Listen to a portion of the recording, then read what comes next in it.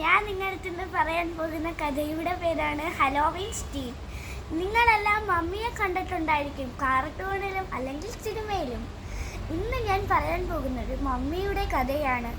ഒരിടത്ത് ഒരു സ്കൂളിൽ നിന്ന് 30 കുട്ടികളും 30 സാറുമാരും 30 ടീച്ചേഴ്സും കൂടി ബസ്സിൽ ഹലോവീൻ സ്റ്റീവ് കാണാൻ പോയിരുന്നു. അങ്ങനെ അവർ ഹലോവീൻ സ്റ്റീവിലെത്തി. ഒരു ദിവസം വൈകിയായിരുന്നു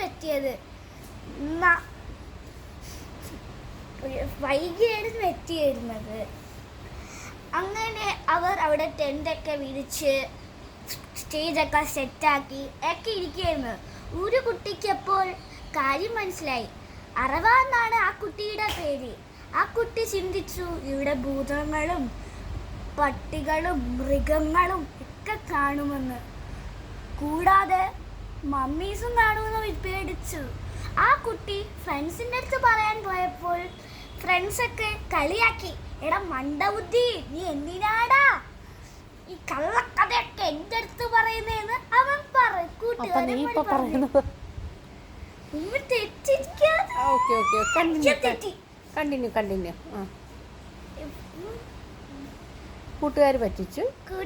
പറ്റിച്ചപ്പോൾ കൂട്ടുകാർ അവനെ കളിയാക്കി. അവൻ ആ സങ്കടം കൊണ്ട് ടെന്റിലേക്ക് പോയി.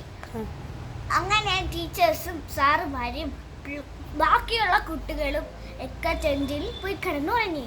നാളെ വൈകുന്നേരമായി.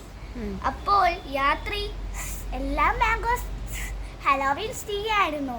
അപ്പോൾ 10 കുട്ടികളെ വെച്ച് ഹൗസറാക്കിയും 10 കുട്ടികളെ വെച്ച് ട്വിങ്കിൾ ട്രെയിൻ ആക്കിയും മാറ്റി.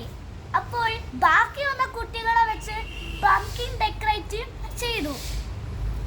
അങ്ങനെ ഒരു സാറ് എങ്ങനെയാണ് ട്വിങ്കിൾ ട്രീ കാണിക്കുന്നതെന്ന് കാണിച്ചു കൊടുക്കാൻ പോയപ്പോൾ സാറിൻ്റെ പുറയിൽ ഒരാൾ പ്രത്യക്ഷപ്പെട്ടു. ആരാന്നറിയാവോ? ഒരു മമ്മി. ആ മമ്മിക്ക് ഒരു പെറ്റ് ഉണ്ടായിരുന്നു. മമ്മി ഡോഗ് എന്നായിരുന്നു പേര്.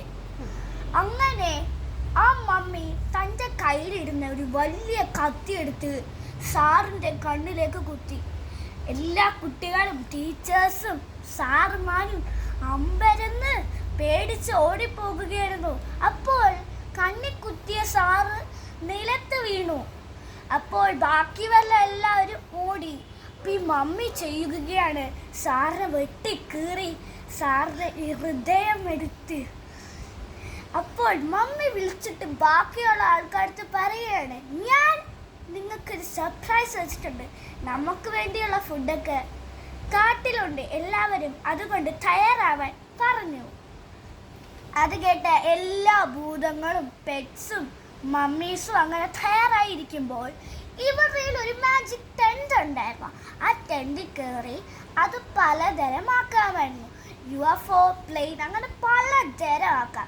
അപ്പോൾ ഇവർ UFO ആക്കി ഞങ്ങളുടെ ഗ്രഹത്തിലേക്ക് ഇന്ത്യയിൽ വന്നെത്തി. അപ്പോൾ ഇന്ത്യയിലെ ആൾക്കാരുടെ പെരുമാറ്റം ഇതൊക്കെ കണ്ട് അവർ ആശയത്തോടെ അവിടെ പുതിയൊരു സ്കൂൾ വെച്ച് നിന്നു.